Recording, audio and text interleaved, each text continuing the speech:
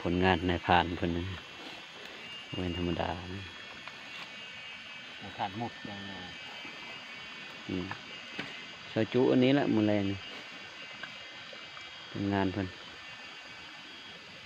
นี่ของเฮาเอาตัวน้อยเฮา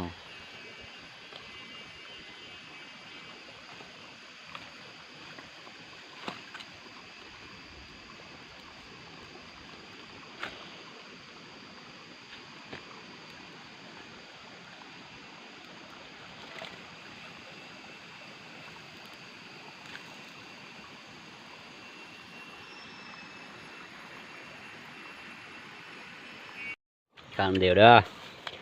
ซอยจุนี่ซอยจุขดางในผ่าน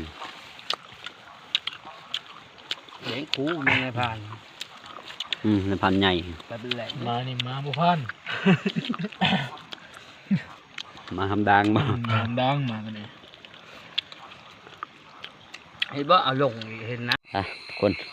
หาการคิดโอดแบบนี้นะคิดโอดลงหลายตะกี้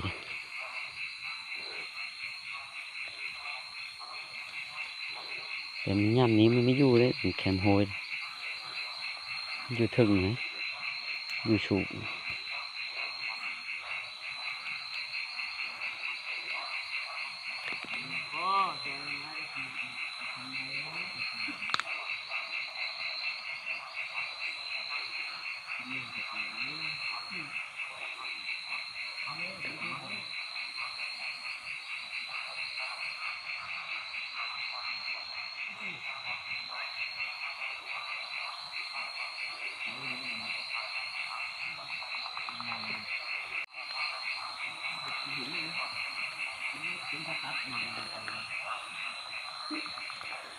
นี่เนาะคน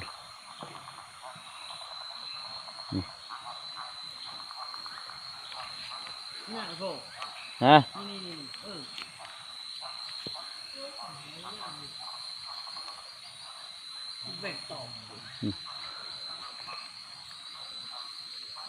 ปุ๊บโอ้ไม่ได้ทำ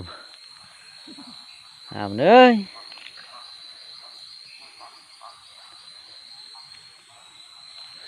ได้ตัวหนึ่งมานี่ละ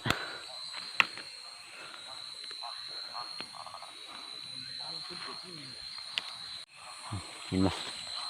อยู่ในขอดนี่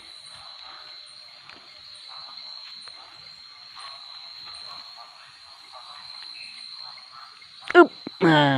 นี่คิดจะอดได้ละตัวหนึ่ง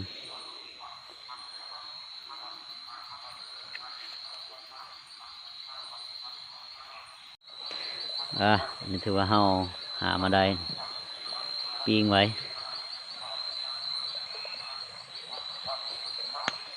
ยังช่องโตทันโคลองอย่าปีงโคแล้วเรียบร้อย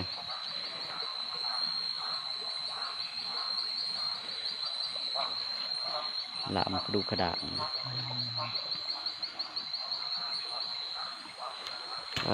อยู่บ้านนอกบ้านนาเฮากินเดียวง่ายๆเราต้องซื้อนะอยู่ในเมืองในนามันยาก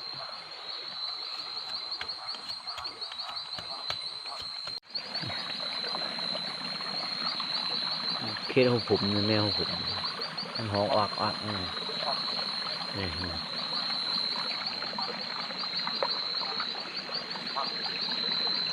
ปลาไหล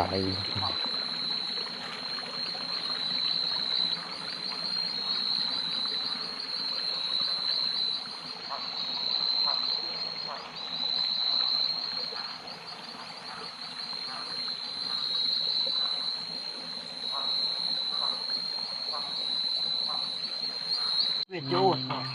เขียดตะโอดเวทแห่งอึ๊บเรียบร้อย